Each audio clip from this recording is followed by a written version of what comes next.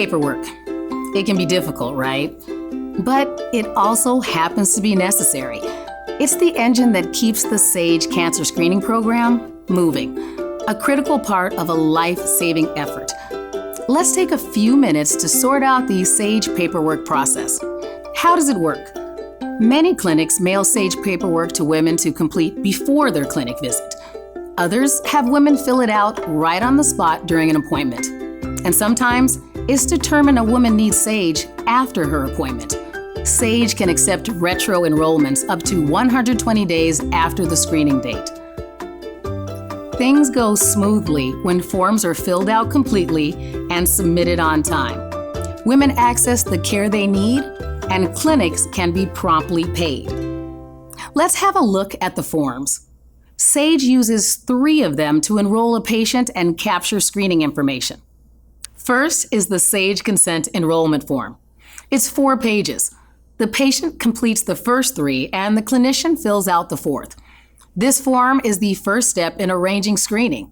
It's also critical for billing. The form's first page includes a declaration of consent and requires a signature and date at the bottom. By signing, the patient agrees that the clinic can share her information with SAGE. Don't forget to have the patient sign. If the signature is missing, SAGE will return the form.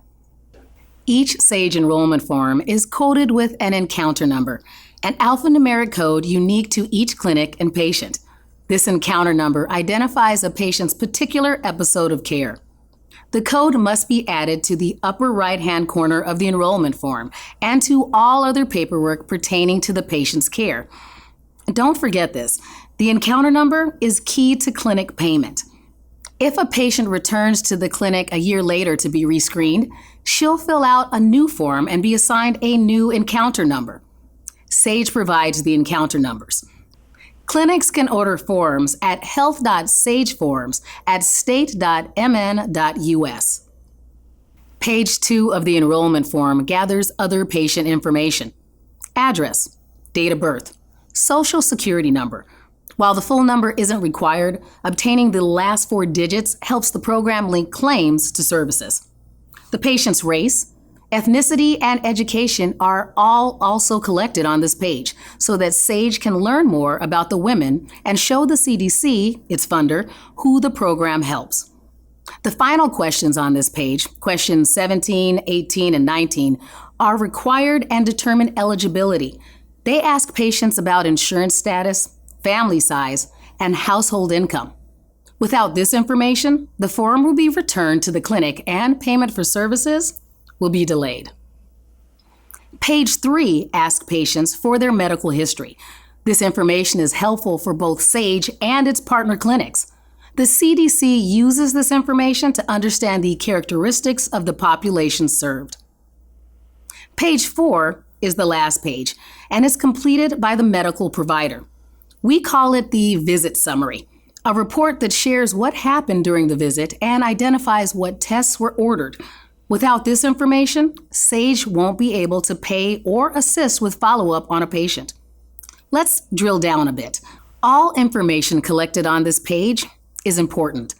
In the patient's history section, the date of the patient's last known clinical breast exam, mammogram, or Pap test are collected.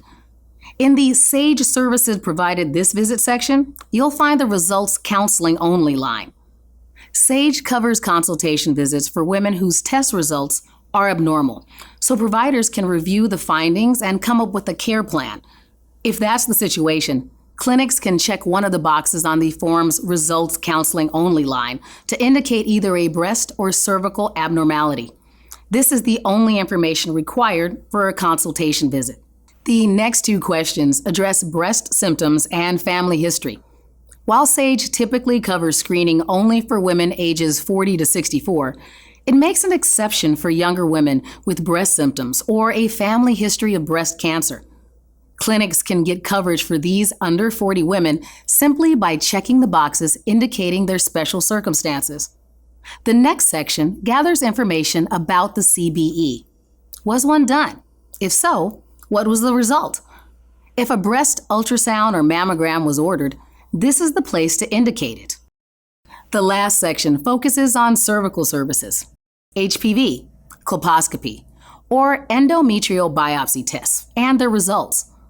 While SAGE usually covers a Pap test every 3 years or every 5 years if it's done with HPV co-testing, the program will cover more frequent Pap tests for women who've had abnormal test results. Checking the box for a surveillance Pap will ensure SAGE coverage. In general, at least one of the listed services must have been provided and noted to receive payment for the office visit.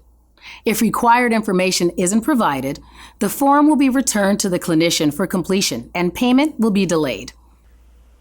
To put it simply, SAGE covers many kinds of visits and tests, from a simple exam or mammogram to a biopsy, as long as the care is related to breast and cervical cancer prevention and detection.